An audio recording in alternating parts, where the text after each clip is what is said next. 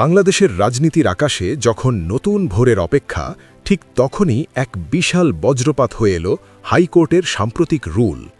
গণভোট অধ্যাদেশ এবং জুলাই সনদ কেন অবৈধ হবে না তা জানতে চেয়ে আদালতের এই পদক্ষেপ সাধারণ কোনো আইনি প্রক্রিয়া নয়, বরং এটি এক গভীর রাজনৈতিক সংকটের পূর্বাভাস। রাজনৈতিক বিশ্লেষকরা মনে করছেন যে ঘটনাটি কেবল শুরু হয়েছে এবং এর রেশ অনেক দূর পর্যন্ত গড়াবে। বিশেষ করে বিএনপির মতো একটি দল যারা বর্তমানে ক্ষমতায় রয়েছে, তাদের কৌশল নিয়ে এখন বড় ধরনের প্রশ্ন দেখা দিয়েছে। গণভোট এবং জুলাই সনদ, যা ছাত্র জনতার আন্দোলনের এক বড় ফসল হিসেবে বিবেচিত হচ্ছিল, তা এখন বাতিলের চূড়ান্ত পর্যায়ে উপনীত হয়েছে বলে মনে করা হচ্ছে। সাধারণ মানুষের মনে এক গভীর সংশয় তৈরি হয়েছে যে তবে কি পর্দার আড়ালে কোনো অলিখিত সমঝোতা বা গভীর ষড়যন্ত্র চলছে।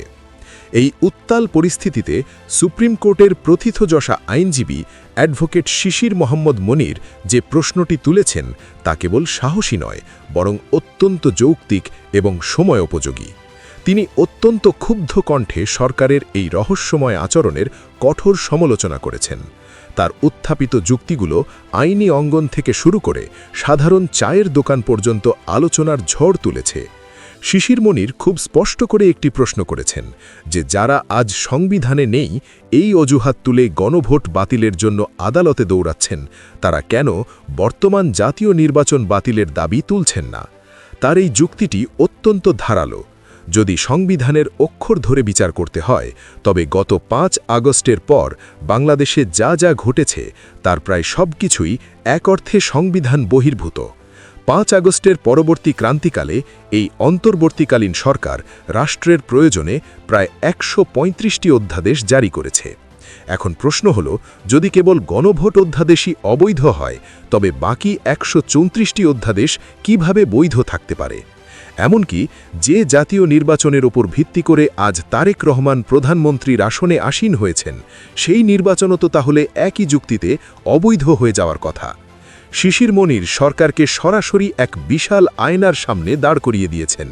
তিনি বলতে চেয়েছেন যে একটি সরকার যখন নিজের রাজনৈতিক সুবিধার জন্য সংবিধানের দোহাই দেয় আর নিজের স্বার্থে সংবিধান লঙ্ঘন করে, তখন সেই আচরণ কোনোভাবেই গণতান্ত্রিক হতে পারে না, বরং তা ফ্যাসিবাদী চরিত্রের বহির্প্রকাশ।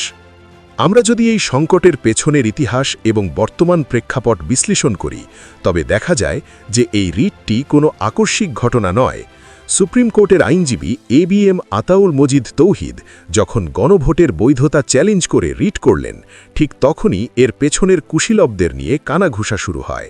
অ্যাডভোকেট শিশির মনির এই রিটের ভেতরের আসল রহস্যটি জাতির সামনে উন্মোচন করেছেন। আগামী মাত্র 10 দিন পরেই দেশের নবনির্বাচিত সংসদের প্রথম অধিবেশন শুরু হতে যাচ্ছে। ঠিক এই বিশেষ মুহূর্তটিতে গণভোট নিয়ে আদালতে চ্যালেঞ্জ করাটা কোনোভাবেই বিচ্ছিন্ন ঘটনা হতে পারে না। শিশির মনিরের অভিযোগটি অত্যন্ত গুরুতর। তিনি দাবি করেছেন যে এই রিটটি সরাসরি বিএনপি সরকারের প্রত্যক্ষ ইন্ধনে এবং পরামর্শে দায়ের করা হয়েছে। বিএনপি সরকার নিজে সরাসরি জনগণের বিপুল ভোটে বিজয়ী গণভোট বাতিল করার সাহস পাচ্ছে না, কারণ তারা জানে এতে গণরোষ তৈরি হবে এবং ছাত্র সমাজ আবারও রাজপথে নেমে আসবে। তাই তারা এখন সেই পুরনো এবং নিন্দিত রাজনৈতিক কৌশল অবলম্বন করছে, যা আওয়ামী লীগের সময় দেখা যেত, অর্থাৎ আদালতের ঘাড়ে বন্দুক রেখে নিজেদের রাজনৈতিক উদ্দেশ্য চরিতার্থ করা। কিন্তু শিশির মনির খুব স্পষ্টভাবে হুঁশিয়ারি দিয়ে বলেছেন যে এই ধরনের আত্মঘাতী চেষ্টা শেষ পর্যন্ত বিএনপির জন্যই এক ভয়াবহ রাজনৈতিক বুমের্যাং হয়ে ফিরে আসবে।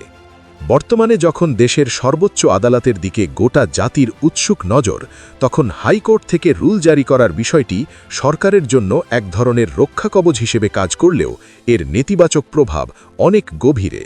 এই রুলের বিরুদ্ধে এখন আদালত পাড়া থেকে শুরু করে রাজপথ উত্তাল হতে শুরু করেছে। অ্যাডভোকেট শিশির মনিরের বলিষ্ঠ বক্তব্যের সাথে একাত্মতা প্রকাশ করেছেন জামায়াতে ইসলামের কেন্দ্রীয় নায়েবে আমির ও প্রভাবশালী মুখপাত্র এহসানুল মাহবুব জুবায়ের।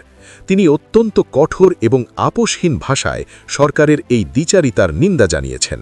তিনি স্পষ্ট করে বলেছেন যে জুলাই সনদকে আদালতের সিদ্ধান্তের দোহাই দিয়ে পাশ কাটিয়ে যাওয়ার চেষ্টা হবে দেশের কোটি কোটি মানুষের পবিত্র ম্যান্ডেটের সাথে এক ধরনের চরম প্রতারণা। তিনি আবেগঘন কণ্ঠে মনে করিয়ে দিয়েছেন যে এই জুলাই সনদের লক্ষ্য অর্জনের জন্যই হাজার হাজার ছাত্র জনতা রাজপথে নিজেদের বুকের তাজা রক্ত ঢেলে দিয়েছিল। যে গণভোটে দেশের সাধারণ মানুষ বিপুল ব্যবধানে হাঁ ভোট দিয়ে জুলাই স্পিরিটকে চূড়ান্ত আইনি বৈধতা দিয়েছিল, সেই গণভোটকে এখন বাতিল করার অর্থ হল শহীদদের পবিত্র রক্তের সাথে প্রকাশ্যে বেইমানি করা। বিএনপি সরকার যদি সত্যি এই পথে হাঁটে, তবে তারা ইতিহাসে বিগত ফ্যাসিবাদী সরকারের চেয়েও বেশি জঘন্য এবং গণশত্রু হিসেবে চিহ্নিত হয়ে থাকবে।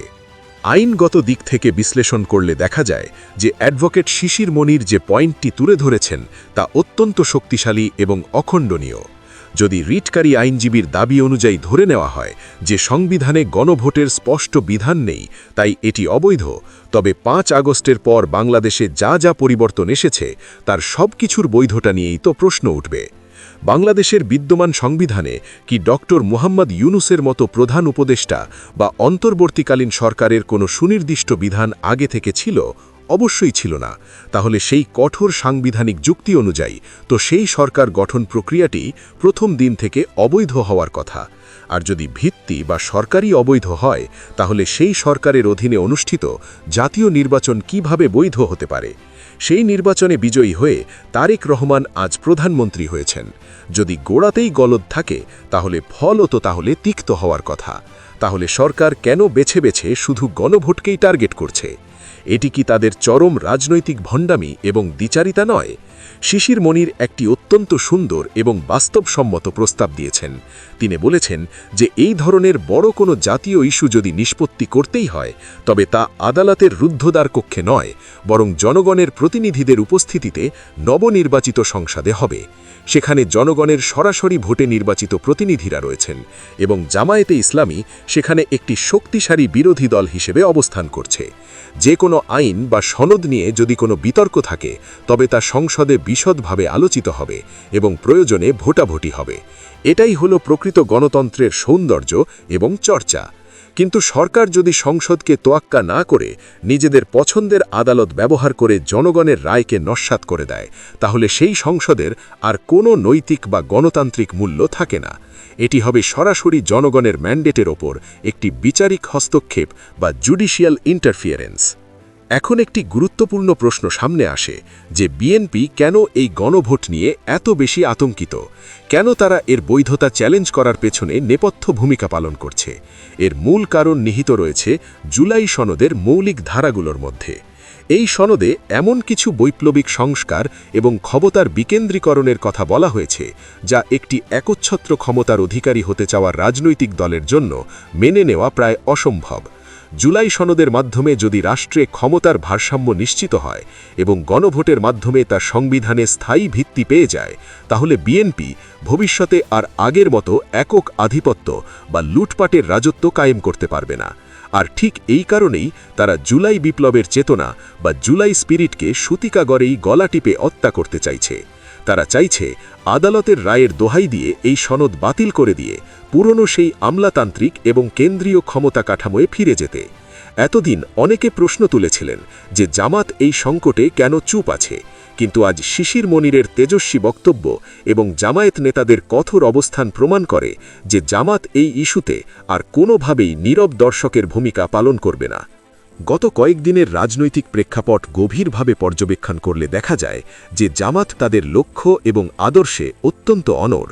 গতকাল স্বরাষ্ট্রমন্ত্রী সালাউদ্দিন আহমেদ যখন ঘোষণা দিলেন যে বিএনপি জামায়াতকে ডেপুটি স্পিকারের পদ অফার করেছে, তখন সাধারণ মানুষের একটি বড় অংশ ভেবেছিল যে জামাত হয়তো এই বড় সুযোগটি লুফে নেবে। কিন্তু ভেতরের খবরটি ছিল সম্পূর্ণ অন্যরকম এবং চমকপ্রদ। গত শনিবার রাজধানীর চীন মৈত্রী সম্মেলন কেন্দ্রে জামাতের ইফতার মাহফিলে খোদ প্রধানমন্ত্রী তারেক রহমান সশরীরে উপস্থিত ছিলেন। ইফতারের পর যখন দুই দলের শীর্ষ নেতারা একান্ত চা চক্রে মিলিত হন, তখন সেখানে এক অবিশ্বাস্য রাজনৈতিক দাবা খেলা বা পাওয়ার প্লে অনুষ্ঠিত হয়েছে। তারেক রহমান সরাসরি জামায়াতের আমির ডাক্তার শফিকুর রহমানকে প্রস্তাব দিয়েছিলেন যে আগামী 12 মার্চ সংসদের প্রথম অধিবেশনেই তারা জুলাই সনদ অনুযায়ী জামায়াত থেকে একজনকে ডেপুটি স্পিকার বানাতে চান। তিনি আশ্বাস দিয়েছিলেন যে বিএনপির 2/3 সংসদ সদস্য তা অনায়াসেই পাশ করিয়ে দেবে।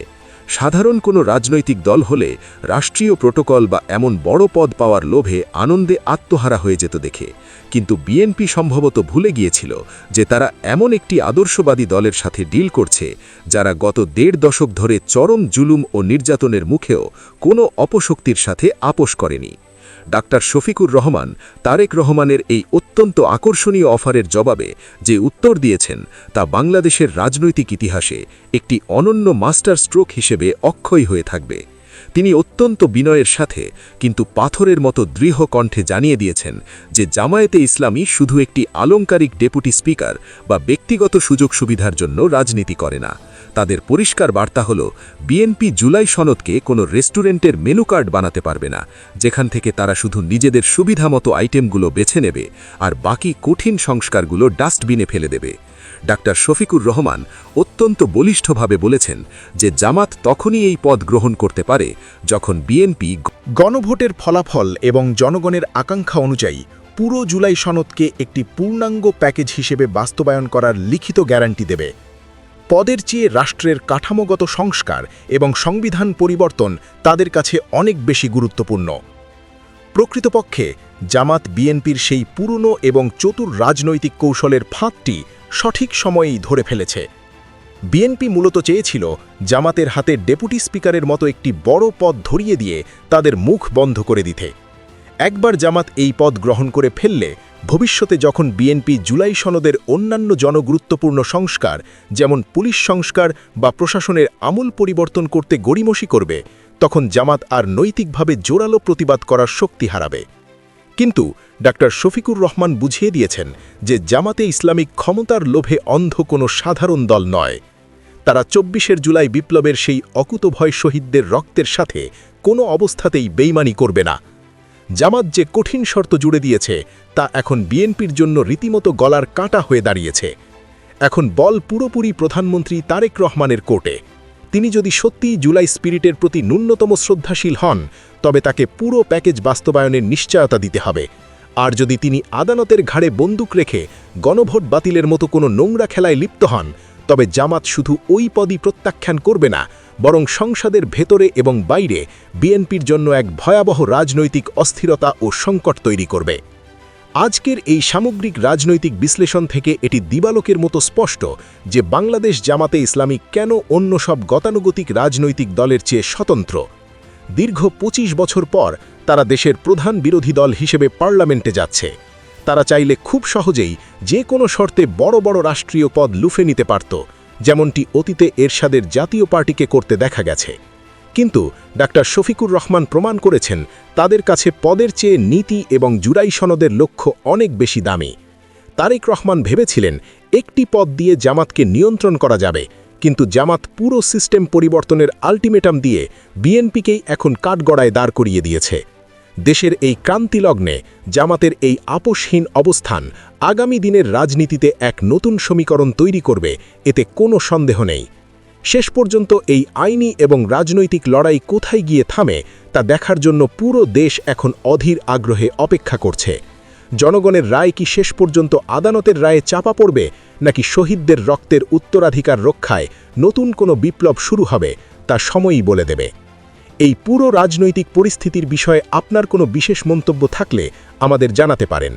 আপনি কি মনে করেন জামাতের এই কঠোর অবস্থান দেশের গণতন্ত্রের জন্য সহায়ক হবে, নাকি এটি নতুন কোনো সংঘাতের জন্ম দেবে? আমরা আপনার গঠনমূলক মন্তব্যের অপেক্ষায় রইলাম। পরবর্তী সব গুরুত্বপূর্ণ আপডেট পেতে আমাদের এই চ্যানেলের সাথেই যুক্ত থাকুন।